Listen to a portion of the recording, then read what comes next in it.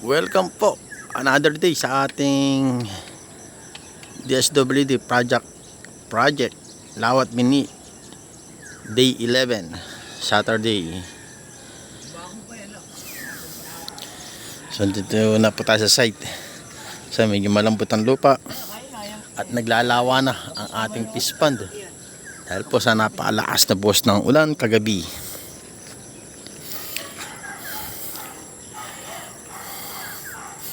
So ayan, check natin sila Chong. Magbubul kasi pangaw mamaya ng mga pamakon sa amin. Dahil tulo kagabi sa kwarto na anak ko. Madami bang ano? Oo.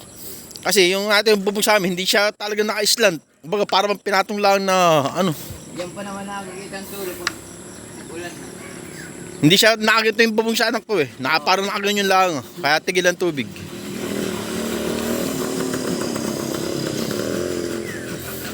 Po, nilalagari na. Mamaya ako tayong kawayan.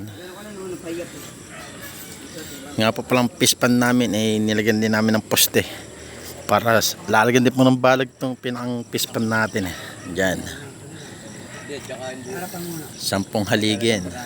Kaya lang to, ano ko muna to, Ayan po.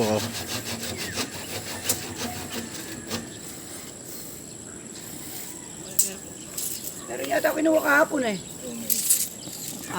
Alin? Ito na yung ginawa. Mamaya ako tayo ng kawayan ulit.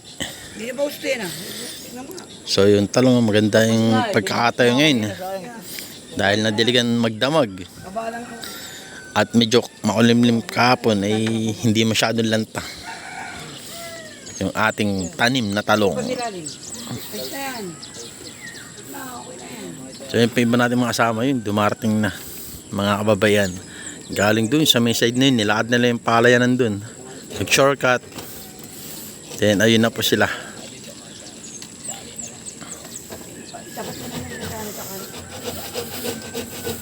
Ay, si Pangulong JR nakaupo doon sa may mahiwagang balloon doon, yung sa may gulong ng truck dahil may balon pa po isa doon, yung malit lang na balon pero malalim at may tubig.